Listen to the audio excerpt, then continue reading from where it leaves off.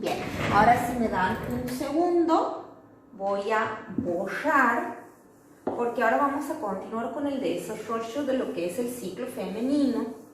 El ciclo femenino está compuesto por dos ciclos. Por un lado tenemos el ciclo ovárico y por otro lado tenemos el ciclo uterino menstrual o endometrial. El ciclo ovárico es el que ocurre en el ovario. Son los cambios cíclicos que ocurren en el ovario. Al terminar este ciclo comienza uno nuevo y así sucesivamente. Lo mismo ocurre en el útero a nivel de la capa interna del útero que se llama endometrio, que la habíamos visto en los primeros slides.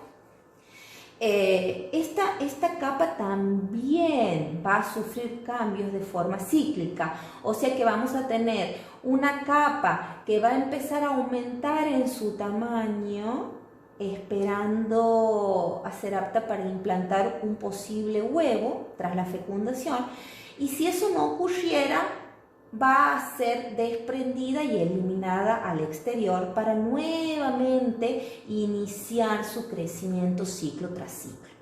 Entonces vemos que el ciclo ovárico es un ciclo que inicia, termina y vuelve a iniciar con cada ciclo femenino, y el ciclo uterino también es otro ciclo que tiene que ver con cambios estructurales en el endometrio en cada ciclo sexual.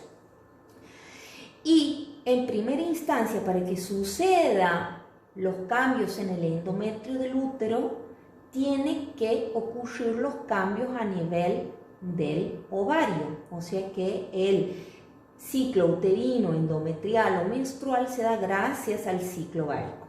Pero a su vez, para que ocurran estos cambios en el ciclo ovárico, tiene que suceder ciertas cuestiones hormonales en la cual se incluyen glándulas que producen hormonas. Las hormonas son sustancias químicas que se eliminan al torrente sanguíneo y van a ejercer una acción específica sobre un órgano o células del cuerpo.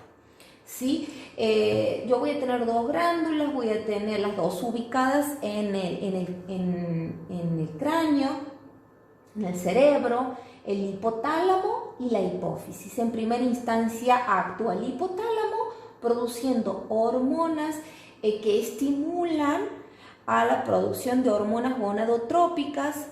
Esas hormonas gonadotrópicas son la FSH y la LH, y ambas hormonas gonadotrópicas son producidas a nivel del lóbulo anterior de la hipófisis, de la adenohipófisis. O sea que el hipotálamo influye a la hipófisis para que la hipófisis produzca otras hormonas, y esas hormonas van a ir a actuar sobre el ovario.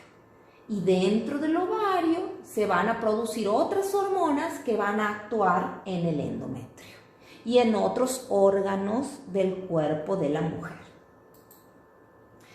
Entonces, vamos a concluir de que el ciclo sexual femenino incluye el ciclo ovárico que ocurre en el ovario y el ciclo uterino endometrial o menstrual que ocurre en el útero. Ocurren cambios cíclicos en el ovario y gracias a estos cambios ocurre el ciclo en el útero. Bien. El ciclo ovárico y el ciclo uterino, durante la vida reproductiva de la mujer, elimina mensualmente una célula sexual, ovocito 2, futuróvulo, del cual ya habíamos hablado hace 2 slides atrás, desde un ovario hacia la cavidad abdominal, y de allí esa célula se dirige a la trompa de Falopio, a la espera de la llegada de una célula sexual masculina llamada espermatozoide.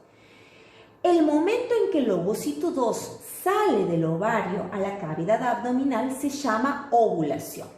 Pero para que esto suceda, antes se da una serie de sucesos estimulados por hormonas, que son sustancias químicas producidas por un órgano o parte de él, cuya función es regular la actividad de otro órgano o tejido específico. Bien, aquí se puede ver un cuadro bien esquemático de cómo el hipotálamo, que es una glándula que se encuentra en el cerebro, influye a la hipófisis para que ésta produzca hormonas gonadotrópicas. Esas hormonas gonadotrópicas son la FSH, o sea, la hormona folículo estimulante, y la hormona LH, la hormona luteinizante. Ambas hormonas van a actuar en el ovario, específicamente sobre los folículos y más específicamente sobre las células de esos folículos. Por un lado, van a hacer que estos folículos se desarrollen y pasen de primordiales a primarios, de primarios a secundarios y de secundarios a terciarios, y a su vez, para que las células de estos folículos elaboren otras hormonas que son el estrógeno y la progesterona. Una vez que se produce la ovulación, el folículo pasa a llamarse cuerpo lúteo, pero el cuerpo lúteo sigue produciendo estas hormonas. Bien, aquí un poco el desarrollo de cada hormona. La FSH es una hormona folículo estimulante, estimula el desarrollo de los folículos en el ovario y que estos folículos produzcan estrógeno. El estrógeno prepara el aparato genital femenino para la fecundación, induce la proliferación celular del endometrio, mamas y ovario, además de intervenir, por ejemplo, en el metabolismo de las grasas, el colesterol. Protege los huesos, estimula la libido. La LH, que es la hormona luteinizante, controla la maduración de los folículos, la ovulación, la formación del cuerpo lúteo después de la ovulación y estimula a que los folículos desde la ovulación y luego el cuerpo lúteo ex folículo maduro produzca progesterona. La progesterona es la principal hormona para mantener el embarazo.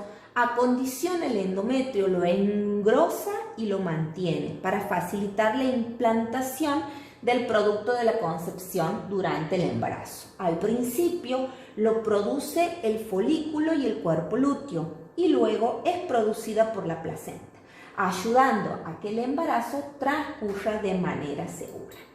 Bien, de esta manera llegamos a el momento cúlmine de la clase, a donde vamos a hablar de lo que es la fecundación. La fecundación es entendida como la unión del espermatozoide con el óvulo, que tiene como resultado la formación de la primera célula, huevo o cigoto, y la restitución genética teniendo adentro esa célula 46 cromosomas.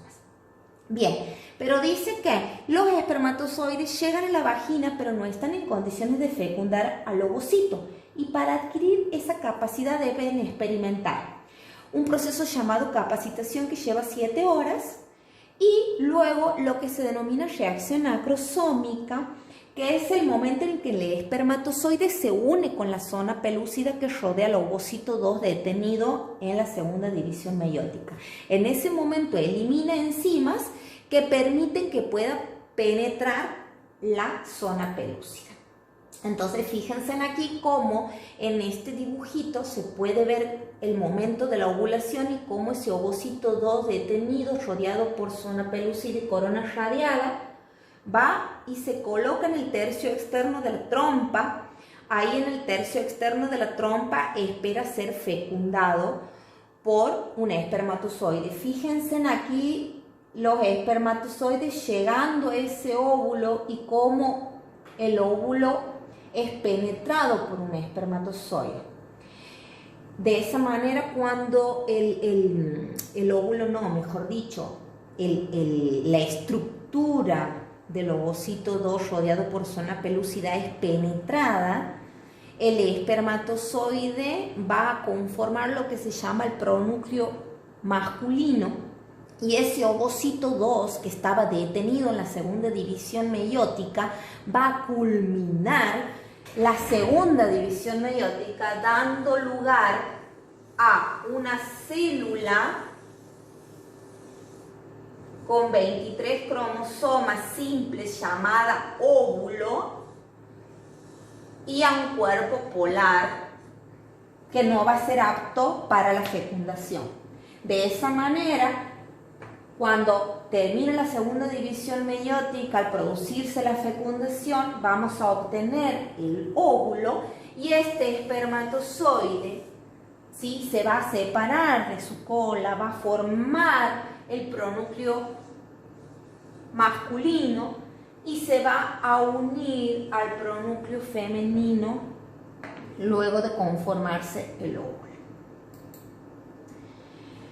De esta manera, las etapas de la fecundación se resumen en el encuentro de los gametos, la denudación, que es el desprendimiento de la corona radiada del útero por medio de la acción de las enzimas liberadas desde los acrosomas, el reconocimiento y fusión de las membranas postacrosómicas del espermatozoide con la zona pelúcida, la reacción cortical, que es cuando un espermatozoide se une con la membrana plasmática del óvulo y la zona pelúcida se modifica y se cierra automáticamente para no dejar pasar a otro espermatozoide y de esa manera que el óvulo no sea fecundado por otros espermatozoides. Se forma de esta manera el espacio de fertilización, se forman los pronúcleos masculinos y femeninos, termina la segunda división meiótica y se da lugar a la obtención del óvulo.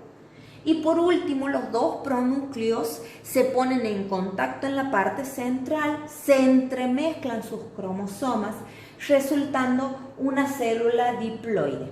En este momento en el que el fenotipo y el genotipo son determinados. Consecuencias de la fecundación: se lleva a cabo la combinación de genes derivados de ambos progenitores, contenidos en los pronúcleos masculino y femenino. Se reconstituye el número diploide de cromosomas y la generación de un nuevo individuo. Se forma el huevo cigoto, la primera célula humana. Se da lugar al inicio de la segmentación, que son las sucesivas divisiones de ese primer huevo o cigoto, o sea, mejor dicho, de esa primera célula humana llamada huevo o cigoto. Bueno, chicos y chicas, espero que este video haya sido de utilidad, que haya podido aclarar muchas dudas o las dudas que hayan tenido al interpretar este PowerPoint de la primera clase de embriología. Por cualquier duda que puedan tener aparte, ustedes pueden consultar en las aulas virtuales de la Facultad de Humanidades de la UNCE. Muchas gracias por su atención. Nos vemos en el próximo video.